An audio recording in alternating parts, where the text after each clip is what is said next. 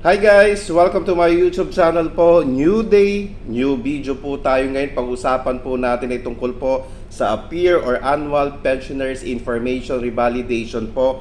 Ayan po sa ating mga GSIS dyan na hindi pa po nakapag-comply, mag-comply na po kayo ng inyong APIR dahil importante po ito para po ma-verify po, masigurado po ni GSIS na buhay pa po or active pa po ang kanyang pensioners po.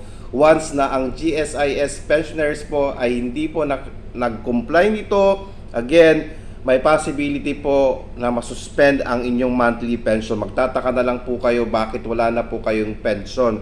Dahil nga po hindi po kayo nakapag-comply ng APIR or Annual Pensioners Information Revalidation po. Okay? Kailan po ito ginagawa? Ito po ay ginagawa sa birth month po ng inyong birth month po ninyo. Okay, so kinakailangan po ninyong gawin ito para po hindi po masuspend ang inyong monthly pension.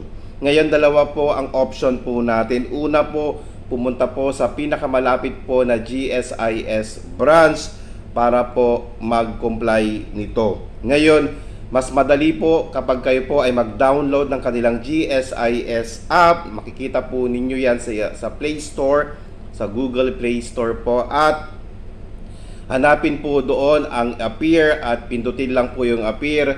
Lalabas po doon ang BP number. Pag sinabi pong BP number po or business partner po, hanapin nyo po ito sa inyong retirement voucher po.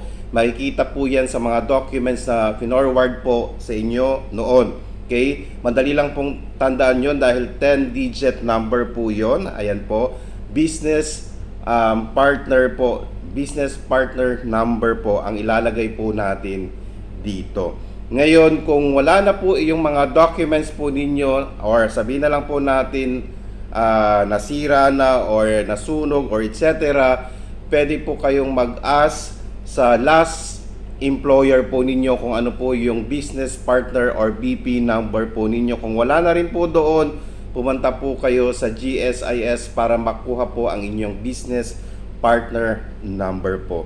Ngayon, kung tayo po ay nasa online, nailagay nyo na po, na-input nyo na po yung BP number po ninyo, tatanungin po kayo ng birth date. Ayan. So, ilalagay nyo po yung birth date po ninyo at yun na po. Okay? Siguraduhin po ninyo kapag nagkakaroon po tayo ng picture, wala po kayong eyeglasses, hindi po kayo nakamask or kung ano man po yung nasa mukha po ninyo.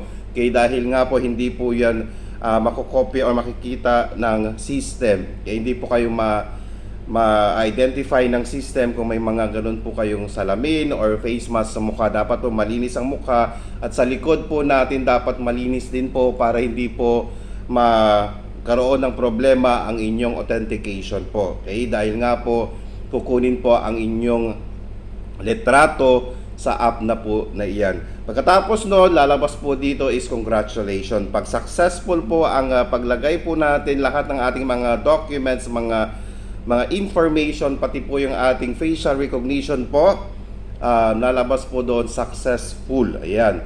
So madali na po kaysa po pumunta po sa GSIS branches at pipila po doon. Okay, madali na pong gawin yon. Pwede po kung kayo po ay walang mga cellphone, pwede po kayong gumamit ng cellphone ng iba pong mga relative po ninyo and then tutulungan po kayo para po makapag-comply po kayo ng APIR or Annual Pensioners Information Revalidation.